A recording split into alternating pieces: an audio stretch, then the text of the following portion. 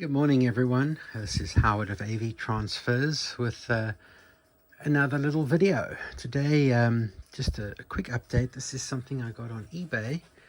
I have quite a few DCC machines, but I've never managed to get hold of the famous Technics badged RS-DC10, and I'm very happy to announce I have managed to get hold of one, and it is quite a chunky machine. I think it's a lot heavier than the Philips equivalent. I haven't picked up the Philips in a while, but there's a couple of different models of the Philips DCC machine. If you don't know what DCC is, it's basically a cassette deck which came out in the late 90s to rival CD. And what it is you can play back traditional cassette recordings such as Dolby recorded programs and pre-recorded cassettes, but you cannot record analog, but you can record digitally on a DCC cassette, and it's something that I really just like collecting. This is an original copy of Baby by the band Yellow, made in Holland in 1991. So if you were looking at that or mini disc, you could have also gotten something like that.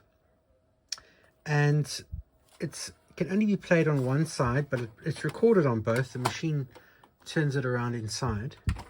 Just a quick look at it. There's your head. And basically, the way I believed it worked was it split the traditional cassette tape up into 4 or 8 tracks per channel. And what it did was it then split the bit stream into those 4 linear recordings. It's not a spinning head, it's actually a fixed head like a cassette deck.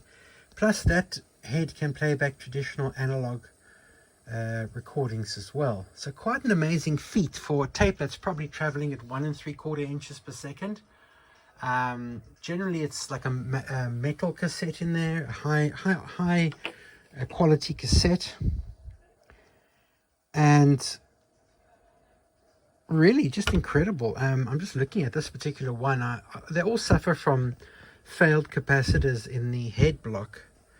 This one surprised me because it seems pretty much as good as they get, and it's got the original capacitors installed, so I'm in two minds to change them if they're working well.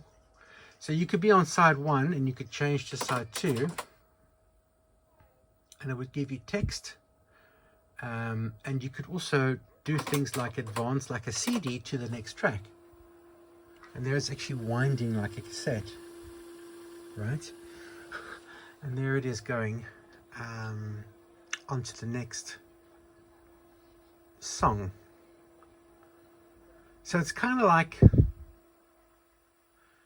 a VHS tape, but in that it's, you know, a cassette tape turning, or like an analog cassette, but it's digital on there.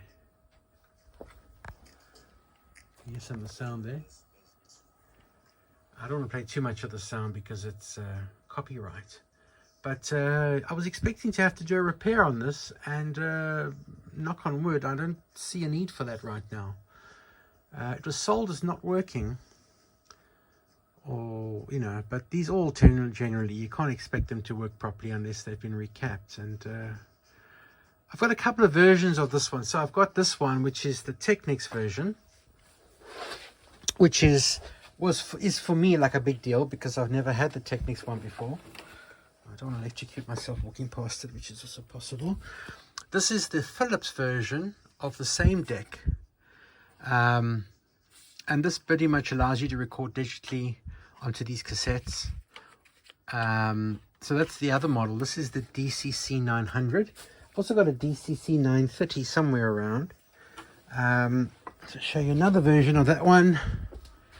This was the Philips DCC 600. Also a very nice deck. I think I rebelted this one, replaced the belts.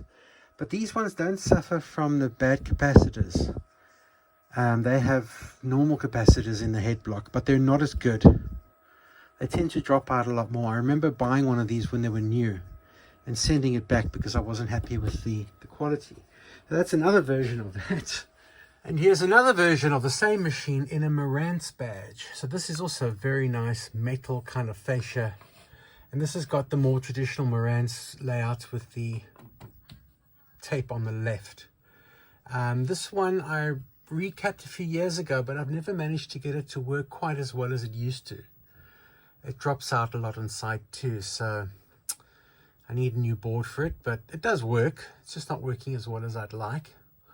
So that's another version of it. Do I have any more of those kicking around? I think that's all I've got in the office. I've got a few more in the house, but they're just great machines. If you want to have a cassette tape and play out digitally, then get one of these and play it out digitally into your digital to converter. But obviously they're not as good as something like a Nakamichi or a high-end 3-head deck when it comes to analog playback. But digital is very impressive. It's a very open sounding recording, and to think it's using MPEG-1 compression, it's pretty darn amazing. Imagine if they had to put that out now with MPEG-4 compression on.